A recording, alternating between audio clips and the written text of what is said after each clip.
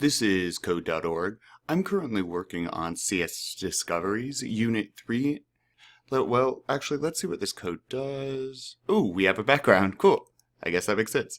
The first thing you will create for your game is the background. The sample game had two different backgrounds that were chosen according to the user's score. The first background has already been created for you. Look at the background1 function in the code below to see how it works. In order for the background function to do something, you have to call it inside the draw loop. So what that means is this is our draw loop, right? It repeats 30 times a second. A call is this. This is where we ask the code to run the background one. And the code says, well, where is that? Oh, here it is.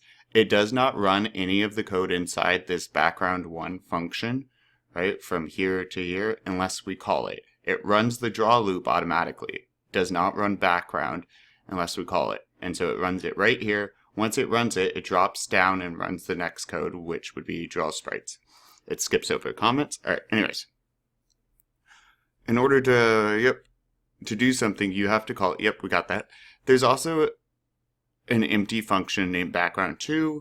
You need to fill this function with new code to make a different background. Test the code by calling the function inside the draw loop. Read the code in background1, fill the background2 function with new code for a second background. Test your background function by calling it inside the draw loop. Hint, it's much easier to copy and paste to make small changes in text mode. Yes, it is. All right, so let's go ahead and change it to text mode. I'm going to shrink that. And all right, so here's our background1 function. I'm going to highlight all of this. I'm then going to right click. If you're on a Chromebook or a laptop, to right click, you separate your two fingers and press down at the same time. And I'm going to select copy. I am then going to go to background2, right click again and select paste. Okay, but I want to change this. So it's set to dark blue here. Can we make it our own? What colors are our...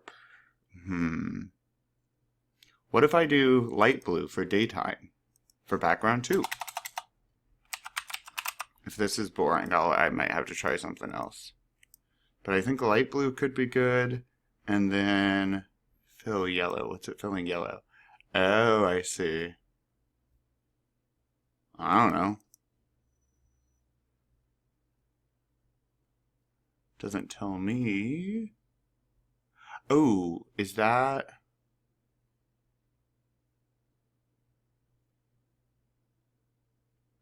blue? Let's see here. I'm kind of testing things out. Let's get rid of these. Not. I'm going to hit Control Z to redo. Oh, that's not our background. Duh. All right, so I'm going to change this so we see our background now while we're changing it. Ah, there it is. All right, so I said light blue up here, and now we see, oh, that's how they're hiding part of the circle. So I want to get rid of this dark blue thing.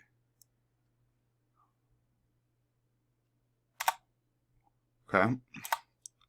And then I want those to be red. I don't know, maybe they're dragonflies? Oh, I made everything red, including that ellipse. What if I make that fill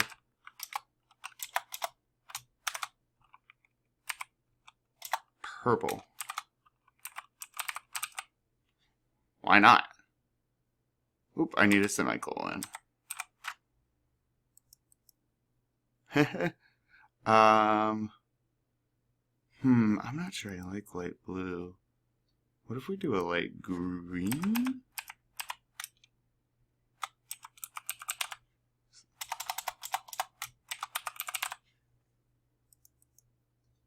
Oh, I kind of like that. And I think I want these to be orange. It's kind of wild. I like that a lot. Alright, does it give anything else? Oh, call it inside. Test it by calling it inside. Alright, should I leave it called?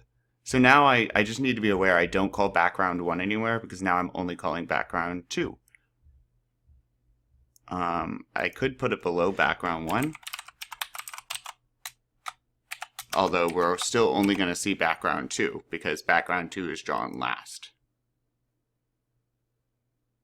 Cool. I want these shapes to be a bit bigger. Ellipse. What if I say 4?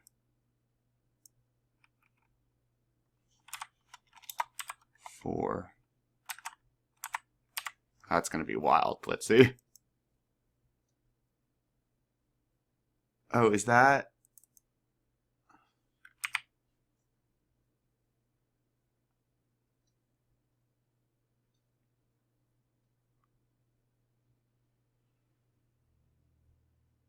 Oh, this is all background 1.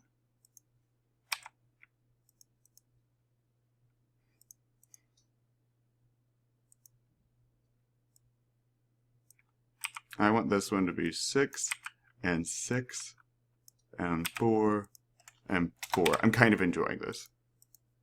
Alright, I'm going to leave it like that. So this is the changes. I copied and pasted this stuff from background 2, background 1, and I just kind of made it my own. That's what I did. Great, let's keep going.